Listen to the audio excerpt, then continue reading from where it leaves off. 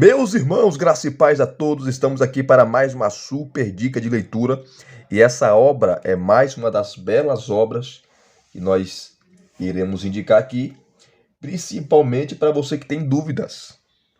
E quem sabe algumas das suas dúvidas, o pastor Álvaro César Pestana irá responder.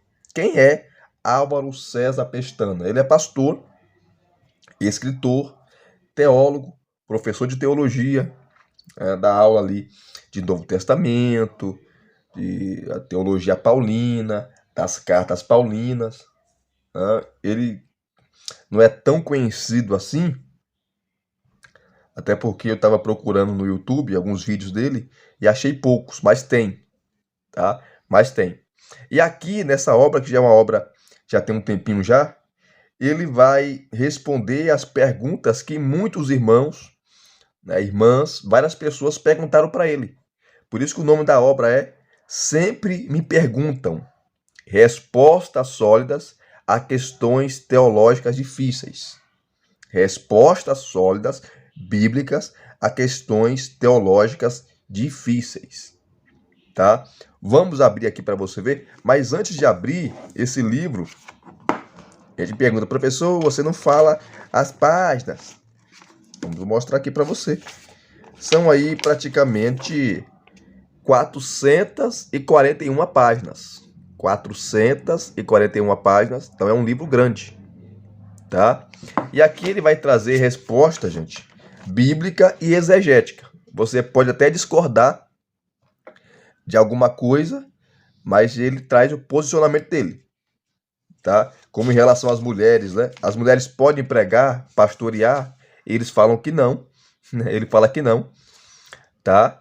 E ele vai trazer respostas bíblicas. Eu concordo que a mulher pode pregar, claro, né?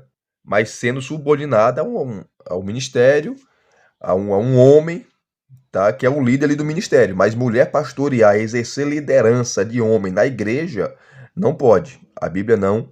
Isso aí não é machismo, né? São funções diferentes. Hoje você vê aí bispo, apóstola, presbítera. Isso não é bíblico, gente. Isso é uma deturpação. Tá? No meu ministério, eu sou da Assembleia de Deus, né? Sou pentecostal. Nós temos várias pregadoras que pregam muito, né? Mas os esposos são pastores e elas não reivindicam autoridade para ser missionária, para ser pastora, não. Não. Elas entendem a sua função, mas elas pregam debaixo da autoridade do ministério, que é composto por homens de Deus. Tá? Aqui você tem agradecimentos, abreviações e o prefácio. E o livro é dividido, queridos, em 3 partes. A primeira parte é o tema do livro, né? Sempre me perguntam. E a primeira pergunta já é instigante, né? As mulheres podem pregar para a igreja? É necessário que as mulheres cristãs usem véu hoje em dia? Podemos usar instrumentos musicais no louvor? Será que eu já cometi o pecado sem perdão, o pecado imperdoável, né? A blasfêmia contra o Espírito Santo? É pecado comer sangue? É verdade que a Bíblia foi mudada com o passar do tempo? A Bíblia está cheia de erros? Jesus aprova o divórcio e o novo casamento? Ele vai falar que não. E eu concordo com ele. O Apocalipse está se cumprindo hoje? Temos de guardar o sábado hoje em dia? A reencarnação é ensinada na Bíblia? Vocês são evangélicos? Cristão pode se casar com não cristãos? Deus aprova o homossexualismo? Então aqui são a primeira parte, né? A segunda parte são respostas rápidas. Como por exemplo, quem é a pessoa responsável aqui? Irmãos ou primos? Sobre Jesus, né? Que a Igreja Católica defende que Maria, aqueles irmãos de Jesus não eram irmãos sanguíneos, mas eram irmãos, ou melhor, era primo de Jesus. E ele vai responder aqui. Quem é a pedra? Pedro ou Jesus? Ele responde aqui. O que é julgo desigual? Que ele trabalha a ideia, muito bom, que naquela época, na área rurícola, o que era julgo desigual? Quando você pegava um touro, um boi maior e um boi menor, e você colocava a canga, tá? Ficaria difícil trabalhar o boi arar a terra, porque a canga ficava, o jugo, né, ficava desigual. Daí a expressão jugo desigual. Interessante isso, né? Ele responde aqui também. Mulher pode usar calça comprida? Várias perguntas. E a mulher de Caim? Qual era o sinal de Caim? O dízimo era obrigatório para hoje? É obrigatório para hoje? O camelo passa pela agulha? A Bíblia foi escrita em latim? Samuel veio falar com Saul em Endor? Ele responde, né? Sobre aquele texto, 1 Samuel 28. Corpo e alma ou corpo, alma e espírito? A vida animal foi criada ou evoluiu? O que aconteceu com os dinossauros? Nós temos aí os fósseis. Por que a Bíblia não fala deles, né? Quando e como Jesus nasceu? Quem pode participar da ceia do Senhor? Deus é soberano ou o homem é responsável? Aqui ele afirma as duas coisas, né? Deus é soberano e o homem é responsável. A Bíblia afirma essas duas verdades. O vinho dos cristãos antigos não tinha álcool? E a parte 3 e a última parte, que são os anexos. Aí, anexo 1, perguntas comuns sobre o papel da mulher. Anexo 2, 6 razões para usar música vocal na adoração a Deus. 3, a história do dicionário da língua grega que se arrependeu. Isso aqui é interessante. 4, cadê? A história do dicionário da língua grega que retrocedeu. 5, o sentido de porneia nos textos sobre o divórcio. Porneia é todo ato sexual ilícito. 6. O presente do indicativo ativo dos textos sobre o divórcio. 7. Comparando 4 posturas sobre o divórcio. 8. A literatura apocalíptica. 9. Métodos de interpretação do Apocalipse. 10. Batismo para remissão de pecados. Não existe isso, né? Batismo não é só um ato público de confissão de fé. Não tira pecado. Mas ele vai responder aqui. 11. Refutação de argumentos comuns contra Atos 2,38. Aquela questão do batismo em nome de Jesus. Enfim, aqui você tem leituras recomendadas e bibliografia utilizada. Tá? Então, é muita coisa. Esse é o primeiro vídeo. Pretendo fazer mais 2 vídeos dessa obra, mostrando mais detalhes, que é uma obra maravilhosa. Tá? Vamos pegar aqui a mais polêmica, né? Se as mulheres podem pregar para a igreja. Eita, mulher pode ser pastora? Ele vai dizer que não, e nem pode pregar também. No público, onde tem homens ali, tá liderando. Olha só. Aí vem a pergunta: as mulheres podem pregar para a igreja? Não. Ele é bem enfático. O Novo Testamento não oferece às mulheres o ministério de pregação e ensino diante de um público que contenha homens. Se tem um homem lá para ensinar, para liderar, para pastorear, a mulher não pode exercer a função de homem. Tá? Deus criou as mulheres com as suas devidas funções e o homem assim também. A mulher é submissa ao marido, ao homem, e o homem deve amar a sua esposa, respeitar. Se a mulher é amada, se a mulher é respeitada, se a mulher é bem tratada, ela não tem dificuldade de submeter. Tá? O homem não é para ser um ditador. Quem manda aqui sou eu, nada disso. Ele vai explicar aqui que não é ditadura, não é, como posso dizer, machismo. Tá? E aqui ele vai dar uma introdução no assunto, onde ele vai usar os 2 principais textos, né? 1 Coríntios, capítulo 14, versículos 33, parte B a 35, e 1 Timóteo, capítulo 2, de 11 ao 15. Tá? Ele vai explicar esses 2 textos. Aqui é uma introdução que ele vai dar. Ele dá a introdução, né? Que deixar de tratar homens como homens e mulheres como mulheres é grave degeneração. Mulher é mulher, homem é homem. Né? São papéis distintos. Por esta causa, a igreja se esforça por manter os papéis masculinos e femininos. As mulheres têm o seu jeito, tá? E os homens têm o seu. Então, não só na questão do órgão sexual, masculino e feminino. A postura é diferente, né? Diferente. Então, aí que ele trabalha aqui, né? Ele trabalha. Por exemplo, aqui, ó, ele começa falando sobre as distinções, né? As distinções entre os papéis masculinos e femininos na atuação doméstica são: a responsabilidade para o homem e a colaboração para a mulher. O esposo tem a função de ser cabeça do casal e do lar e agir com amor à esposa e agir com amor. A esposa tem a função de ser submissa ao marido e respeitá-la. Primeiro o homem ama ela. Primeiro o homem trata bem ela. Tá? Aqui não é ditadura, não. Aqui ele vai citar os textos, que são claríssimos, né? Estas distinções vêm desde a criação e são necessárias para o convívio social que Deus planejou para o casal e para a sociedade. Se essa regra é quebrada, a sociedade se autodestrói. É o que está acontecendo hoje.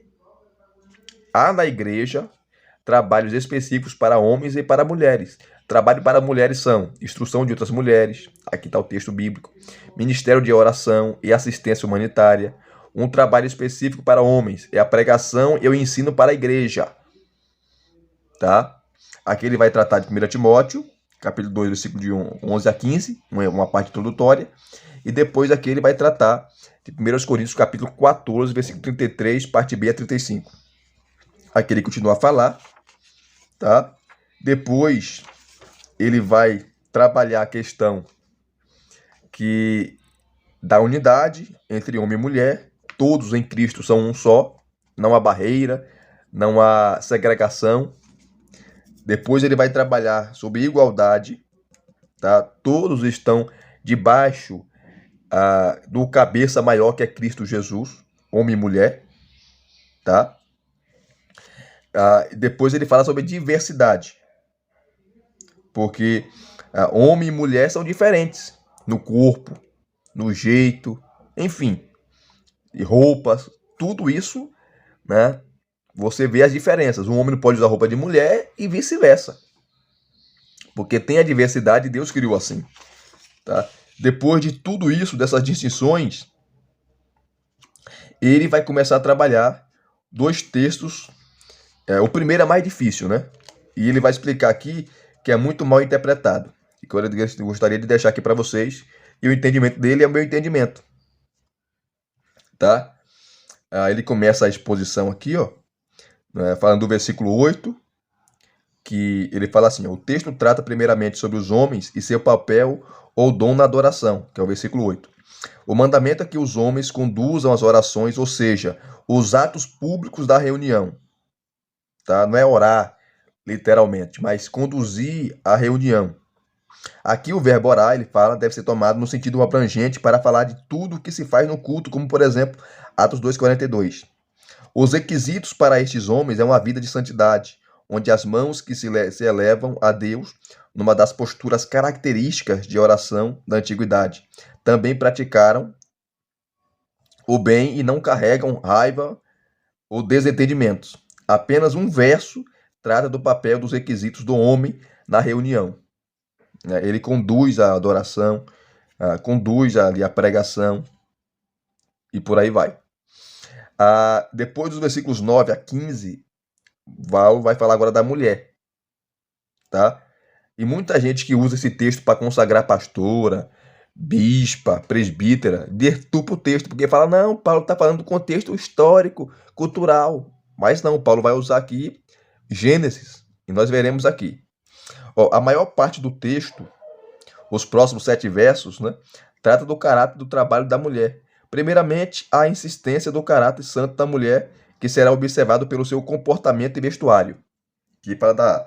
Não, aqui não é usos e costumes não, tá, gente? Porque a mulher deve saber se vestir, tá? Ela não pode se vestir para impressionar os outros, né? Ele fala aqui de joias, vestidos preciosos. Então, a mulher não deve ser conhecida pela sua maquiagem, pela sua beleza exterior, mas ela tem que ser conhecida como uma mulher santa, uma mulher dedicada, tá? E aqui Paulo fala sobre isso. Aqui, ó. Ele fala que não há no texto uma proibição legalista apenas do penteado complicado, do ouro, das pérolas e dos vestidos caros, pois se fosse assim, estariam liberados os diamantes, bijuterias, as tinturas exóticas de cabelo e qualquer outra coisa não mencionada nesse texto. Então muitos malucos aí usam esse texto, né, para proibir um monte de coisa, sendo que a Bíblia não proíbe. Aqui, ó, trata-se de uma lista que exemplifica o exagero e o investimento excessivo na aparência exterior. A mulher cristã não chama atenção pelo vestir ou pelos enfeites e maquiagem, mas será reconhecida por seu caráter e por seu procedimento. Versículo 10. O verdadeiro adorno feminino são as boas obras. Esse é o estilo do texto. Então você não pode usar esse texto aqui para maltratar as mulheres. Depois de falar do caráter da mulher, o texto afirma que a mulher não deve utilizar a palavra no ensino ou pregação pública. O texto tem 3 partes. Primeiramente, Paulo proíbe as mulheres de usarem a palavra em reuniões da igreja. Tá? Proíbo, não permito que a mulher ensine. Ensinar aqui, gente, você não pode pegar no sentido absoluto, tá? É que no culto público, na igreja, o ensino diário da igreja, a liderança não está na mão da mulher, mas está na mão do homem. O ensino regular é do homem, porque o homem é o cabeça da mulher. Assim como Cristo é o cabeça do homem, e também da mulher, né? O homem é o cabeça da mulher, no sentido de autoridade. De autoridade. Então, no culto, na igreja, o papel da liderança, de conduzir, é do homem. Tá? É do homem. Então, nesse sentido, a mulher não pode tomar a liderança do homem, de pastorear, de ensinar. Num local onde tem uma pleia de homens e a mulher ser a pastora presidente. Isso não existe. A Bíblia não dá esse direito à mulher de pastorear, de ser ordenada pastora. É nesse sentido que está falando. E o ensino regular não é da mulher, é do homem. A mulher pode pregar, Elias? Pode. A mulher pode ensinar, Elias? Para mim, pode. Estando no púlpito lá, o pastor dá para ela, tá? Só que ela é supervisionada pelo seu pastor. Pelo seu pastor. Tá? É um homem. Agora, a mulher liderando, tá? Exercendo uma função que não é dela, no sentido de pastorear a igreja, de ensinar a igreja como pastora da igreja, isso a Bíblia não dá. Então, por isso que Paulo fala, não permito que a mulher ensine. Depois, Paulo apresenta razões sobre as quais repousa essa proibição. E Paulo vai citar aqui, os versículos 13 e 14, 2 razões.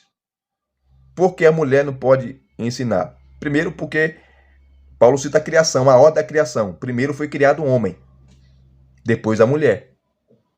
Primeiro foi criado o homem e depois a mulher. O papel de liderança maior Deus deu para o homem. O papel de liderança, de cuidar da família, de amar a esposa, de tratá-la bem, dos seus filhos, de suar, trazer o sustento para a sua casa, está subordinado ao homem. A maior tarefa está nos ombros do homem, não da mulher. Então, a primeira coisa, o primeiro ponto que Paulo cita, que Paulo cita que a mulher não pode exercer liderança na igreja, no sentido de pastorear o ensino regular da igreja, é, tá, a criação, a ordem da criação. O primeiro foi criado o homem. E o segundo é sobre a queda, o pecado. Não foi Adão que foi enganado, mas foi Eva. Quem caiu primeiro foi Eva, não foi Adão. Então, por causa da ordem da criação e da queda, a mulher não exerce a autoridade de homem, tá? E depois, no versículo 15, Paulo vai dar a solução, tá? Se você pega o versículo 15, que é muito mal interpretado, fala que ela será salva sendo mãe de filhos. Então quer dizer que toda mulher que tem filho é salva, quem não tem filho não é salva? Não é isso. O verbo salvar aqui tem uma outra conotação. Não é salvar no sentido soteriológico, mas salvar pelo contexto, a mulher salva. Como a mulher salva dos efeitos da queda? Como a mulher exerce liderança? Como a mulher assume a liderança? Sendo mãe. É esse sentido aqui, sendo mãe. Ela vai exercer a liderança sendo mãe, instruindo o filho, educando o filho, liderando o filho, tá? Ensinando o filho para a vida. É esse sentido do verbo salvar aqui. Não é soteriológico, tá? Então, a mulher, ela é salva, a mulher cristã é salva dos efeitos da queda, exercendo liderança no seu lar, mediante seus filhos. É o que ele vai falar aqui, ó. Tá? É o que ele trata aqui. É um texto maravilhoso, né? Então você vê aqui, ó. A proibição da mulher quanto ao falar no culto ou em reuniões da igreja é definida por 5 frases que se elucidam a si mesmas. O conselho para as mulheres se resume em 2 palavras: silêncio e submissão. O silêncio não é um silêncio absoluto, mas o silêncio de não ensinar ou pregar. Este silêncio demonstra a submissão, pois o ensino e a pregação envolve o uso legítimo de autoridade que não é para ser exercido pelas mulheres sobre os homens. Aqui você tem silêncio, né? A, B, C, B, A. Vocês podem ler aqui, para ganhar tempo aqui. E depois Paulo fala, usando sua autoridade apostólica, e não permito que a mulher ensine. Resume a questão. O ensino regular da igreja é dado ao homem e não à mulher. Porque lá no capítulo 3, de 1 a 7, o capítulo seguinte, Paulo vai falar das qualificações do presbítero, do homem cristão qualificado para liderar a igreja. Tá? Porque, por outro lado, o silêncio da mulher exigido nesse texto restringe-se ao ensino ou à pregação públicos. Ou pregação públicos. Assim não se proíbe a mulher de cantar ou de dizer amém após uma oração, mas de exercer o ministério da palavra diante dos homens. Tá? Aí vem aqui, ele continua falando, né? Há razões para o silêncio ou a subordinação feminina na Assembleia são o segundo bloco de materiais que o texto apresenta, que eu falei para vocês, versículos 13 e 14, né? Que Paulo cita Gênesis. Primeiro, a ordem da criação e depois a queda. Deus criou o homem primeiro e foi a mulher que foi enganada e não Adão. E a mulher salva dos efeitos da queda, tá? Onde ela vai restabelecer a sua autoridade na família, criando filhos, sendo mãe de filhos, onde a mulher exerce a sua autoridade no lar. É esse sentido. Tá? E ele explica aqui, ó, muito bem, que eu estou correndo aqui por causa do tempo, né? Cadê? Ele pega o versículo 15 aqui, ó, e ele explica, dá detalhes, e eu concordo com ele. Exegeticamente, essa é a posição, melhor posição, que muitos têm usado o versículo 15, né? Que ela será salva sendo mãe, aplicando a Maria, que não tem nada a ver com o contexto, devido à dificuldade do texto, né? E ele fala aqui, ó, a postura adequada da mulher é resumida no termo grego tecnogonia, que é traduzido como missão de mãe, obrigações de mãe, dando luz a filhos, maternidade ou tendo filhos. A palavra tecnogonia significa literalmente gerar filhos. O termo, contudo, não se aplica aqui de modo literal, mas no sentido amplo, que significa fazendo coisas que só a mulher pode fazer. Só a mulher pode ser mãe. Né? A salvação, a preservação da mulher não se realiza pela adoção de um comportamento masculino, mas pela aceitação do dom de ser mulher. Assim como o homem tem trabalhos e dons específicos, também a mulher tem dons específicos, como, por exemplo, gerar filhos. Assim, o texto afirma que a mulher será salva por Deus sendo mulher e não tentando ser varão, neste caso, pregando ou ensinando aos outros varões. Né? E outro significado que eu falei aqui, que os efeitos da queda, ela é salva dos efeitos da queda, restaurando a sua autoridade no lar, dando luz a filhos, aonde ela vai educá-los e por aí vai. Então, esse é o sentido do texto. E depois vem o segundo texto, que eu não vou ler, né? Que esse é mais fácil. Que é 1 Coríntios capítulo 14, versículo 33, parte B, e versículo 35, sobre a ordem na reunião. Tá? E aqui ele conclui, e no final você tem as notas de rodapé do assunto, ele coloca no final. Tá? No final. Depois vem a segunda pergunta, né? Se é necessário que as mulheres cristãs usem véu hoje em dia. Ele fala que não. O uso do véu não é um mandamento para as mulheres cristãs brasileiras. Hoje em dia, no mundo todo, né? Não é mandamento. Tem uma igreja aí, a congregação que está no Brasil, entre outras, que entenderam totalmente errado esse texto. Tá? Desconsiderando o contexto cultural, histórico, lá de 1 Coríntios capítulo 11. Tá? Aqui não é uma ordem apostólica para todas as igrejas de todos os tempos, não. É uma ordem específica para a igreja de Corinto. Ele vai explicar aqui, ó. Tá? Como sempre, ele dá uma introdução E depois ele vai esmiuçar o texto. Esmiuçar o texto. Aqui muita gente interpreta errado, porque se você ler errado, você vai interpretar errado, né? E cria doutrina aí que, pelo amor de Deus. Depois de ele dar um comentário, fazer um comentário sobre o texto, ele vai para o texto em si. Ele primeiro vai para o argumento histórico, tá? O ambiente da cidade da igreja de Corinto. Um ambiente histórico ali, tá? Então ele faz um ambiente histórico. Depois ele faz uma análise da primeira carta aos Coríntios, tá? Uma pequena análise ali. E depois ele vai para a análise retórica de 1 Coríntios, capítulo 11, do 12 ao 16, onde ele vai trabalhar de maneira exegética esses versículos explicando, tá? Baseado no contexto histórico, cultural e na exegese do texto. É uma maravilha, né? É uma maravilha. Ele explica que o uso do véu era usado principalmente por essas mulheres que eram casadas, que eram submissas ao marido. Uma mulher sem véu era um desrespeito, né? Desrespeito. E as prostitutas também não usavam véu, porque ali em Corinto tinha várias prostitutas, ele explica aqui. Enfim, é maravilhoso. Qualquer comentário de Corinto, 1 Coríntios, você vai encontrar isso. É mais que ele explica, né, essa situação. Então ele vai trabalhar aqui a exegese do texto, tá? Aqui ele vai um estudo de 1 Coríntios, capítulo 11, do 12 a 16, onde ele explica com mais detalhes, tá? O versículo 2, versículo 3, tá? Aqui ele fala da hierarquia. Existe uma hierarquia. Deus, Cristo, homem e mulher. Deus é o cabeça de Cristo. Versículo 3, Paulo fala isso. E Cristo é o cabeça do homem, nesse caso, um homem e mulher. E o homem, tá? Ele é o cabeça da mulher.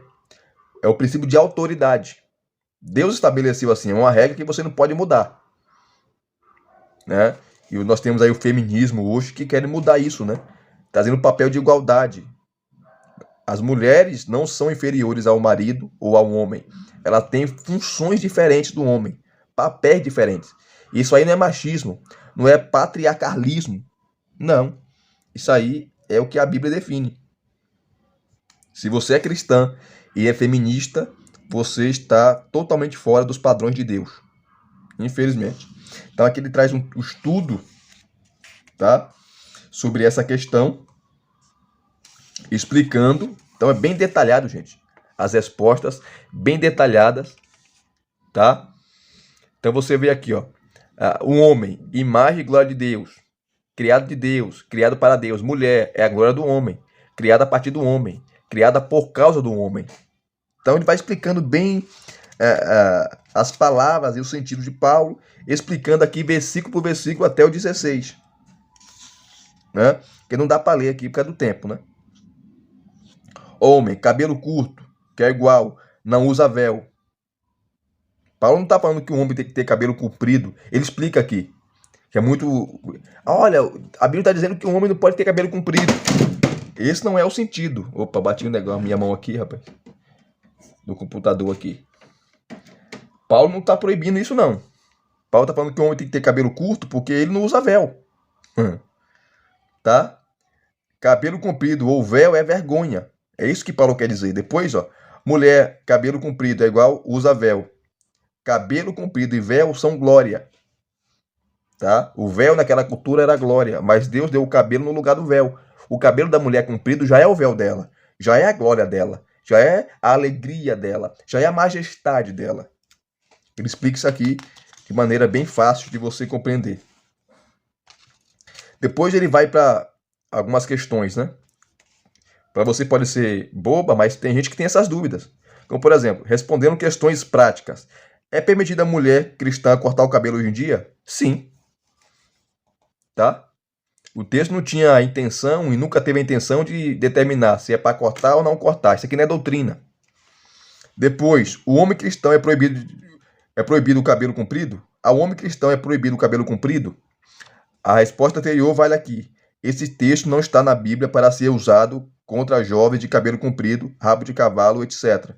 Outros textos irão falar contra qualquer prática que cause escândalo ou que sugira qualquer tendência para o homossexualismo. Esse texto menciona a questão do cabelo não para estabelecer mandamentos, mas como testemunha dos costumes da época. É importante lembrar, inclusive, que o tamanho de cabelo para um homem também variava de cultura para cultura. E como regra cultural aplicável à cidade de Corinto, o cabelo das mulheres era mais comprido. Isto, contudo, fala apenas dos seus costumes. Se queremos orientação para roupas e cabelo, devemos buscar as regras de decência e decoro encontradas em outros lugares no Novo Testamento e buscar meios lícitos de aplicá-las em nossa época. Devemos ser honestos com esse texto e não forçá-lo a responder questões que ele nunca pensava em abordar. Ele matou a cobra e mostrou ela morta, né? Que a mulher pode orar e pregar no culto da igreja? Aqui ele vai responder a questão, tá? Ele vai responder. Ele é bem enfático, né? A mulher não pode exercer liderança. Aí eu concordo com ele. Sobre pregar, ele defende que a mulher não pode pregar. Mas eu defendo que a mulher pode pregar porque ela está subordinada, ela está sendo sob orientação, sob o pastoreio de um homem, de um líder. Aí ela pode pregar. Para mim não tem nenhum problema. Mas ela assumir a igreja como pastora, como dirigente da igreja, tá? E exercer a sua liderança sobre os homens, aí tá errado. Aí a Bíblia não permite, tá? Não permite. Ele continua aqui falando. Então, olha que riqueza de detalhes, né? A mulher cristã deve usar o véu quando vai ao culto? Não. Só se ela estiver no país árabe. Se ela for cristã e congregar numa igreja no país árabe, ela vai usar o véu porque lá é cultura deles. Aí é diferente. Mas aqui não. E nem outros países. Não é a regra geral para todas as mulheres. Não. Isso vai de cultura para cultura. Tá? E aqui ele termina. Aí vai para a terceira pergunta, né? Terceira pergunta. Sempre ele responde biblicamente. Você concordando ou não, é a posição dele. Tá? Depois eu vou fazer mais um vídeo, o segundo vídeo, o terceiro, trazendo mais questões e mais perguntas aqui que ele responde, que são importantíssimas para você, irmão, irmã, que tem curiosidades. Sempre me perguntam respostas sólidas às questões teológicas difíceis de Álvaro César Pestana. E se vocês gostaram de mais uma dica, deixa aqui no seu comentário, deixa aqui o seu like, se inscreva no canal se você não é inscrito e adicione o sininho ou acione o sininho para receberem todas as recomendações, ou melhor, receberem todas as indicações quando eu fazer aqui no canal, tá certo? Graça e paz mais uma vez, muito obrigado a todos, até as próximas indicações.